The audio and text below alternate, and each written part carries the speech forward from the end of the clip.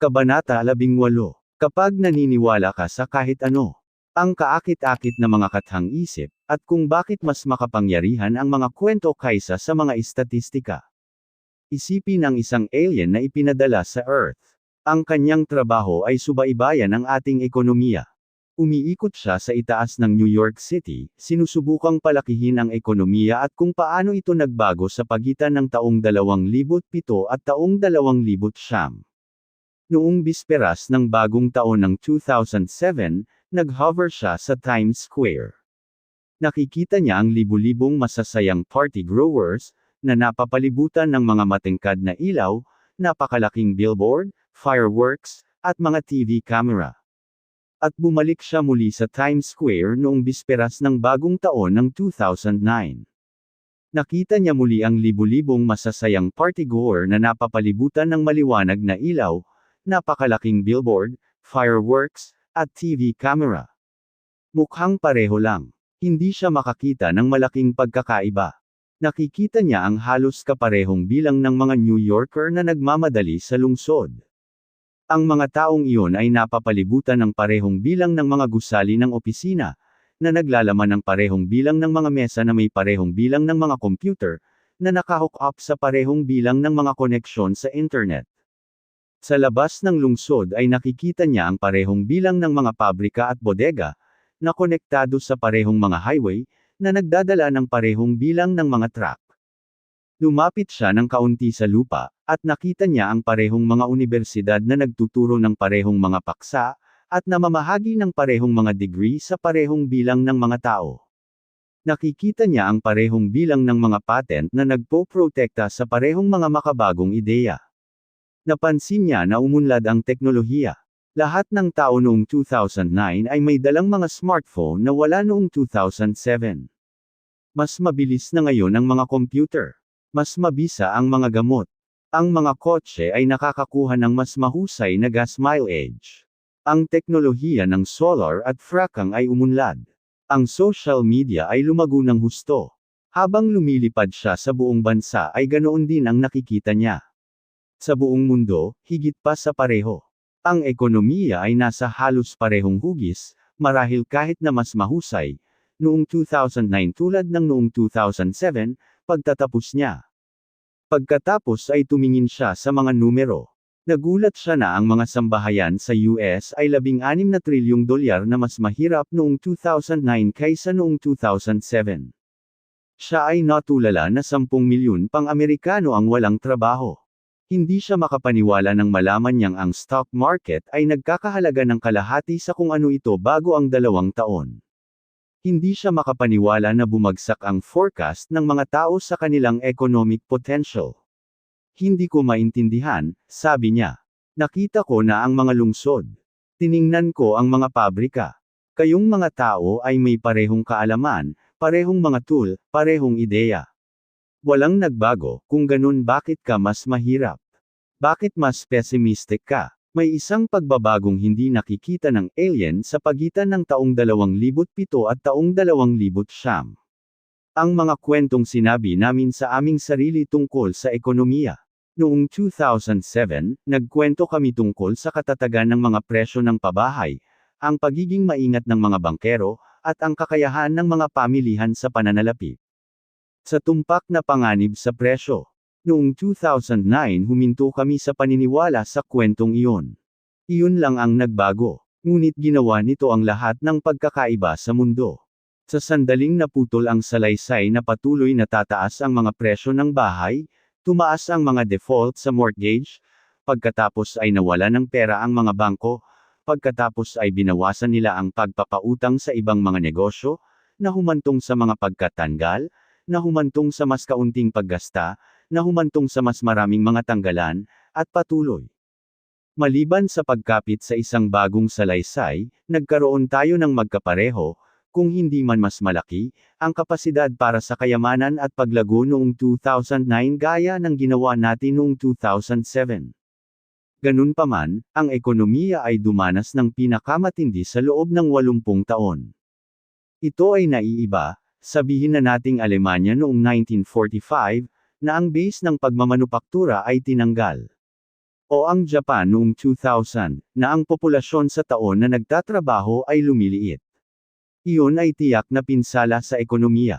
Noong 2009, nagdulot kami ng salaysay na pinsala sa aming sarili, at ito ay mabisyo. Isa ito sa pinakamakapangyarihang puwersang pang-ekonomiya na umiiral.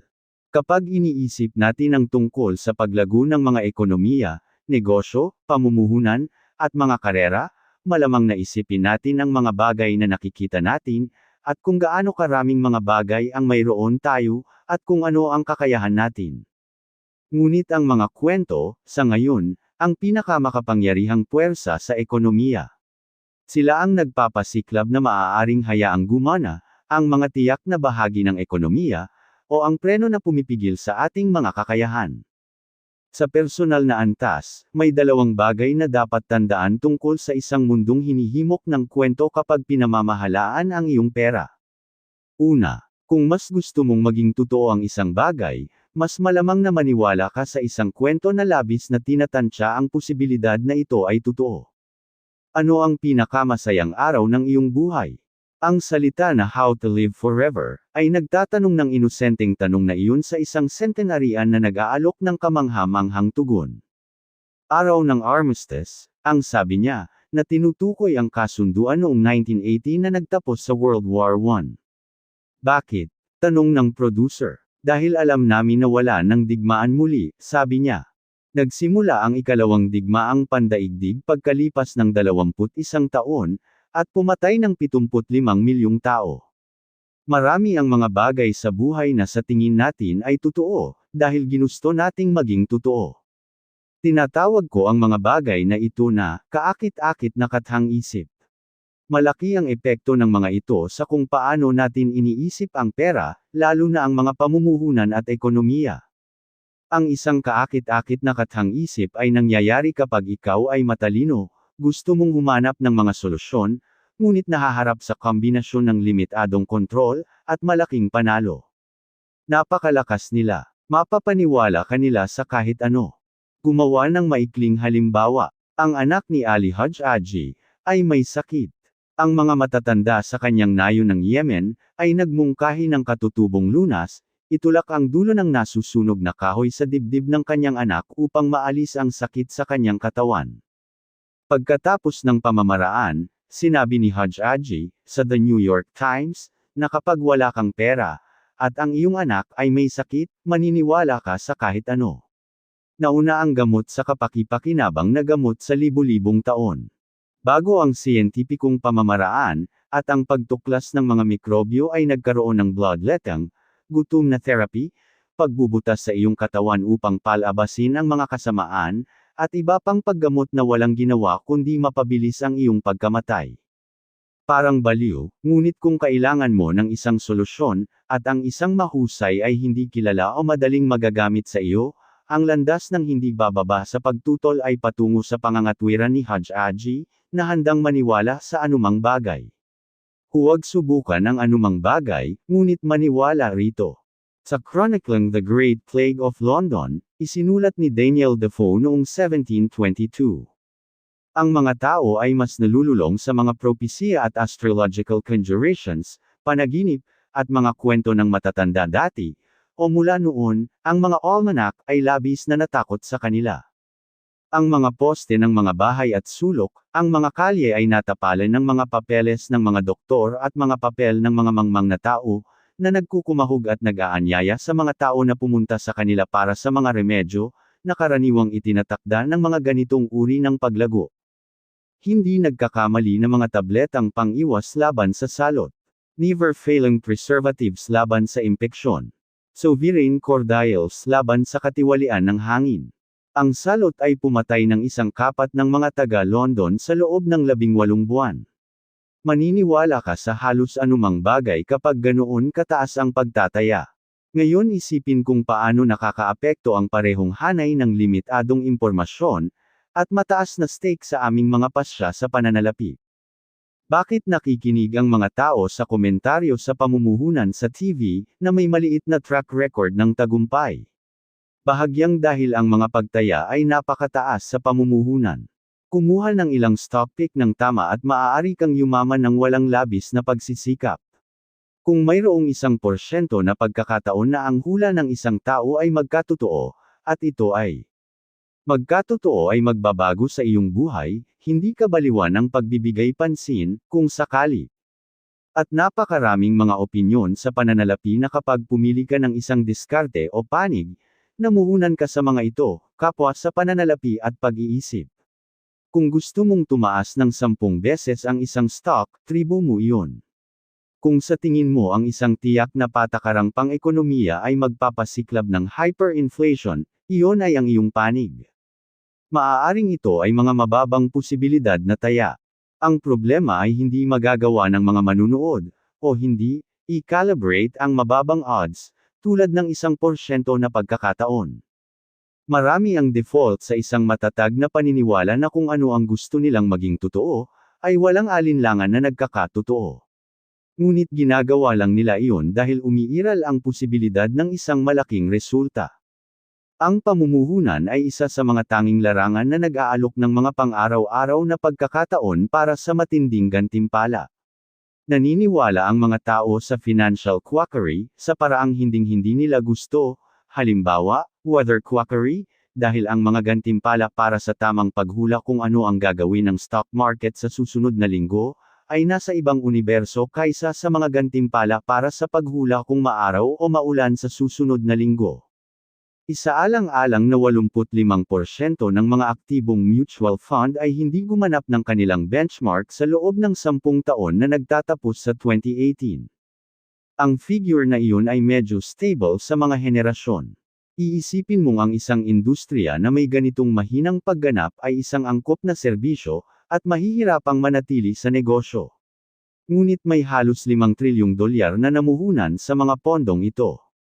Bigyan ang isang tao ng pagkakataong mamuhunan kasama ng susunod na Warren Buffett, at maniniwala sila ng may ganoong pananalig na ilalagay ng milyon-milyong tao ang kanilang mga ipon sa buhay sa likod nito.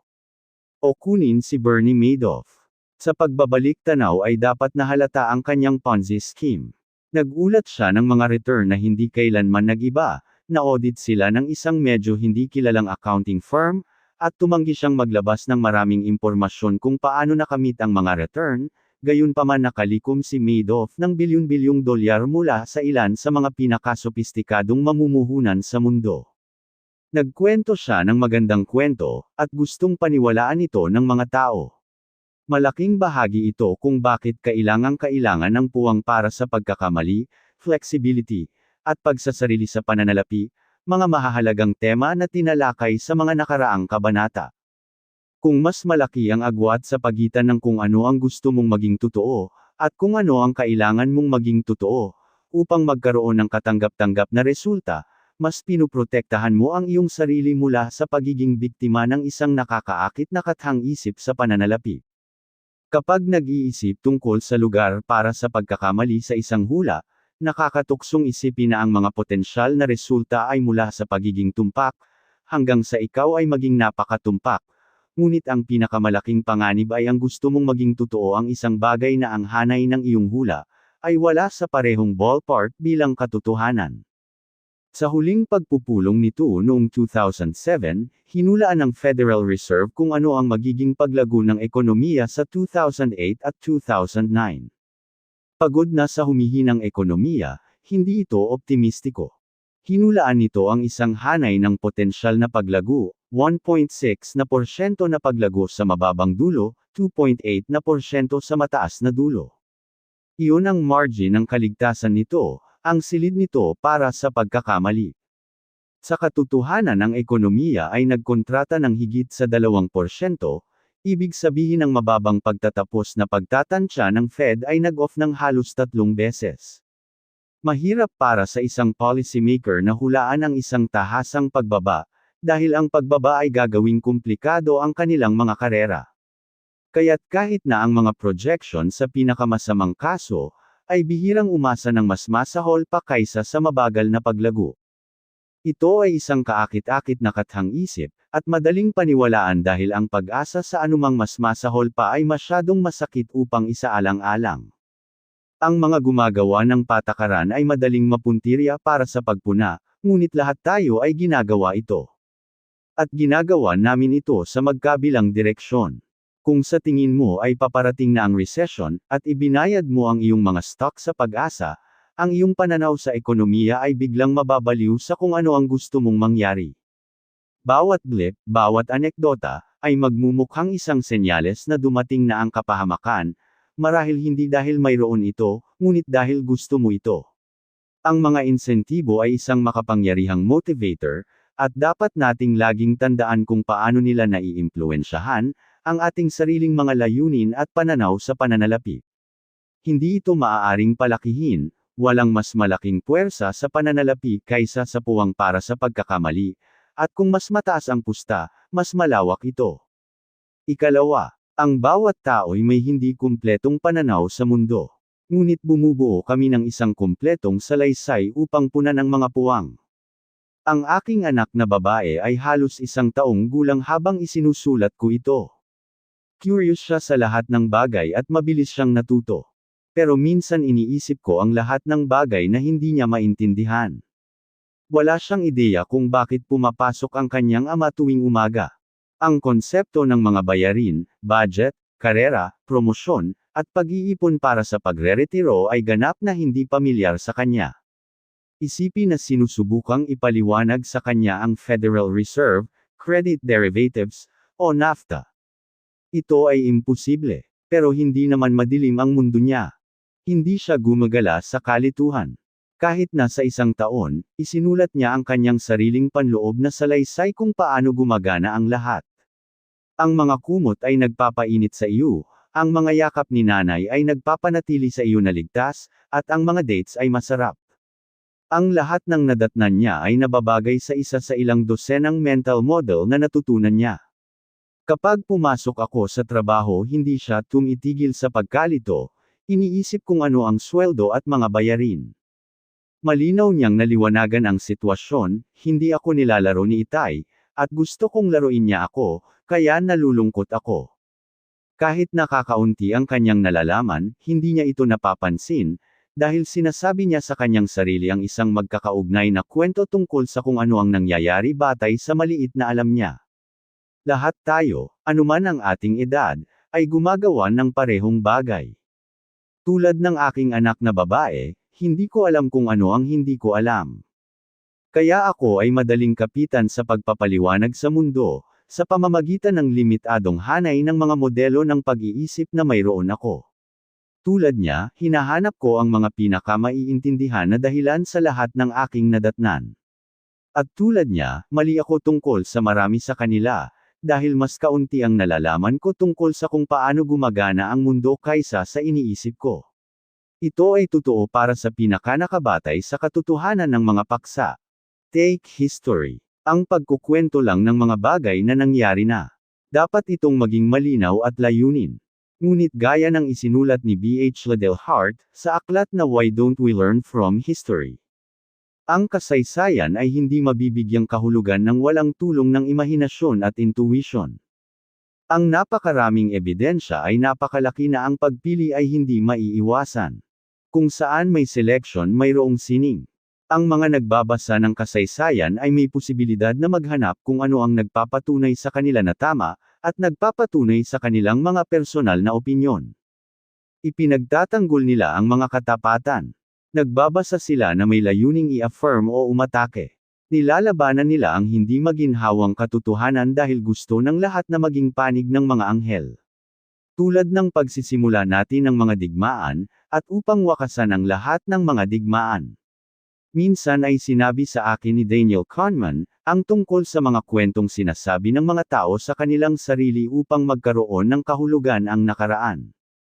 Sinabi niya, ang pagbabalik-tanaw, ang kakayahang ipaliwanag ang nakaraan, ay nagbibigay sa atin ng ilusyon na ang mundo ay naiintindihan. Nagbibigay ito sa atin ng ilusyon na may kabuluhan ng mundo, kahit na hindi ito makatwiran. Malaking bagay iyon sa paggawa ng mga pagkakamali sa maraming larangan. Karamihan sa mga tao, kapag nahaharap sa isang bagay na hindi nila nauunawaan, hindi nila napagtanto na hindi nila ito naiintindihan, dahil nakakagawa sila ng isang paliwanag na makatuwiran batay sa kanilang sariling natatanging pananaw at karanasan sa mundo, gayunpaman limitado ang mga karanasang iyon. Nais nating lahat na magkaroon ng kahulugan ang masalimuot na mundong ginagalawan natin. Kaya nagkukwento tayo sa ating sarili upang punan ang mga puwang ng kung ano ang epektibong blind spot. Ang nagagawa sa atin ng mga kwentong ito sa pananalapi ay maaaring maging parehong kaakit-akit at nakakatakot. Kapag ako ay bulag sa mga bahagi ng kung paano gumagana ang mundo, maaari kong lubos na hindi maunawaan kung bakit ang stock market ay kumikilos tulad nito, sa isang paraan na nagbibigay sa akin ng labis na kumpiyansa sa aking kakayahang malaman kung ano ang maaaring gawin nito sa susunod. Bahagi ng dahilan kung bakit mahirap hulaan ang stock market at ang ekonomiya, ay dahil ikaw lang ang tao sa mundo na nag-iisip na ang mundo ay tumatakbo sa paraang gusto mo. Kapag gumawa ka ng mga desisyon sa mga kadahilanang hindi ko maintindihan, maaari kitang sundan ng bulag sa isang desisyon na tama para sa iyo, at nakapipinsala sa akin. Ito, gaya ng nakita natin sa Kabanata 16, ay kung paano nabubuo ang mga bubble. Ang pagtanggap sa kung gaano karami ang hindi mo alam, ay nangangahulugan ng pagtanggap sa kung gaano karami sa mga nangyayari sa mundo ang wala sa iyong kontrol. At iyon ay maaaring mahirap tanggapin. Mag-isip tungkol sa mga pagtataya sa merkado. Kami ay napakasama sa kanila. Minsan kong nakalkula, na kung ipagpalagay mo lang na tumataas ang market bawat taon sa makasaysayang average nito, ang iyong katumpakan ay mas mahusay kaysa sa kung susundin mo ang average na taunang pagtataya ng nangungunang 20 market strategist mula sa malalaking bangko sa Wall Street. Ang aming kakayahang hulaan ang mga recession ay hindi mas mahusay. At dahil ang malalaking kaganapan ay nagmumula ng wala sa oras, ang mga pagtataya ay maaaring gumawa ng higit na pinsala kaysa sa mabuti, na nagbibigay ng ilusyon ng predictability sa isang mundo, kung saan ang mga hindi inaasahang kaganapan ay kumokontrol sa karamihan ng mga resulta. Sumulat si Carl Richards, ang panganib ay ang natitira kapag sa tingin mo ay naisip mo na ang lahat. Alam ito ng mga tao. Wala pa akong nakilalang mamumuhunan na tunay na nag-iisip na ang mga pagtataya sa merkado sa kabuuan ay tumpak o kapaki-pakinabang. Ngunit mayroon pa ring napakalaking pangangailangan para sa mga hula, sa parehong media at mula sa mga tagapayo sa pananalapi. Bakit? Minsan ay sumulat ang psikologo na si Philip Tetlock. Kailangan nating maniwala na tayo ay nabubuhay sa isang mahuhulaan, nakokontrol na mundo, kaya bumaling tayo sa mga taong may awtoridad na nagsasabi at nangangako na tutugunan ang pangangailangang iyon.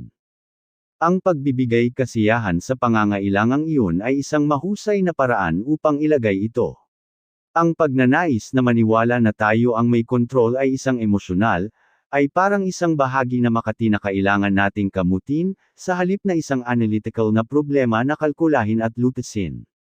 Ang ilusyon ng kontrol ay mas mapanghikayat kaysa sa katotohanan ng kawalan ng katiyakan.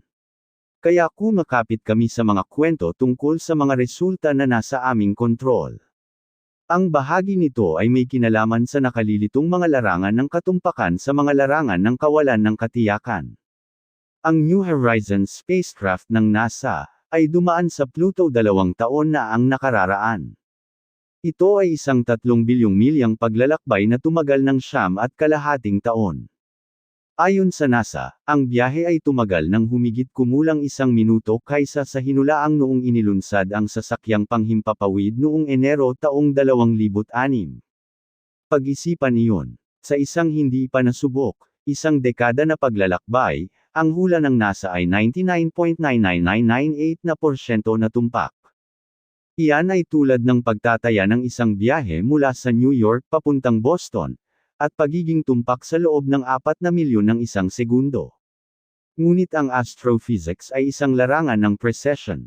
Hindi ito naaapektuhan ng mga pabago-bago ng pag-uugali at emosyon ng tao, tulad ng pananalapi. Ang negosyo, ekonomiya, at pamumuhunan, ay mga larangan ng kawalan ng katiyakan, na labis na hinihimok ng mga desisyon na hindi madaling maipaliwanag gamit ang malinis na mga formula, tulad ng isang paglalakbay sa Pluto. Ngunit gusto naming maging tulad ng isang paglalakbay sa Pluto, dahil ang ideya ng isang inhinyero ng NASA na nasa 99.99998% na kontrol sa isang resulta, ay maganda at nakaaaliw. Nakakaaliw kaya natutokso tayong magkwento sa ating sarili tungkol sa kung gaano natin kontrolado ang ibang bahagi ng ating buhay, tulad ng pera. Minsang inilatag ni Kahneman ang landas na tinatahak ng mga kwentong ito. Kapag nagpaplano tayo ay tumutuon sa kung ano ang gusto nating gawin at magagawa, pinababayaan ang mga plano at kakayahan ng iba na ang mga desisyon ay maaaring makaapekto sa ating mga resulta. Parehong sa pagpapaliwanag ng nakaraan at sa paghula sa hinaharap, nakatuon tayo sa sanhi ng papel ng kasanayan at napapabayaan ang papel ng swerte. Nakatuon tayo sa ating nalalaman at pinababayaan ang hindi natin alam, na nagiging sanhi ng labis na pagtitiwala sa ating mga paniniwala. Inilarawan niya kung paano ito nakakaapekto sa mga negosyo. Nagkaroon ako ng ilang pagkakataon upang magtanong sa mga tagapagtatag, at kalahok sa mga makabagong start-up ng isang tanong. Kung hanggang saan ang magiging resulta ng iyong pagsusumikap sa kung ano ang gagawin mo sa iyong kumpanya. Ito ay maliwanag na isang madaling tanong, mabilis na dumating ang sagot at hindi pa ito naging mas mababa sa 80%. Kahit na hindi sila sigurado na sila ay magtatagumpay, ang mga matatapang na taong ito ay nag-iisip na ang kanilang kapalaran, ay halos lahat ay nasa kanilang sariling mga kamay. Tiyak na mali sila, ang kinalabasan ng isang startup ay nakasalalay sa mga tagumpay ng mga kakumpetensya nito, at sa mga pagbabago sa merkado tulad ng sa sarili nitong mga pagsisikap. Gayunpaman, natural na tumutuon ang mga negosyante sa kung ano ang alam nila, kanilang mga plano at aksyon at ang mga pinakakaagad na banta at pagkakataon, tulad ng pagkakaroon ng pagpopondo. Mas kaunti ang kanilang nalalaman tungkol sa kanilang mga kakumpetensya, at sa makatuwid ay natural na isipin ang isang hinaharap kung saan ang kompetisyon ay ginaganapan ng maliit na bahagi. Ginagawa nating lahat ito sa ilang saklaw. At tulad ng aking anak na babae, ito ay hindi nakakaabala sa amin ng kaunti. Hindi kami gumagala na bulag at nalilito. Dapat nating isipin na ang mundong ginagalawan natin ay may katuturan batay sa kung ano ang ating nalalaman. Masyadong mahirap bumangon sa kama sa umaga kung iba ang nararamdaman mo. Ngunit ang alien na umiikot sa Earth, ang isang taong may kumpiyansa na alam niya ang nangyayari batay sa kanyang nakikita, ngunit lumalabas na ganap na mali dahil hindi niya alam ang mga kwentong nangyayari sa isip ng lahat tayo. Marami pong salamat sa inyong pakikinig. Kung nagustuhan nyo, maaari po lamang na pindutin ang like, at subscribe button, at ang notification bell, upang lagi kayong updated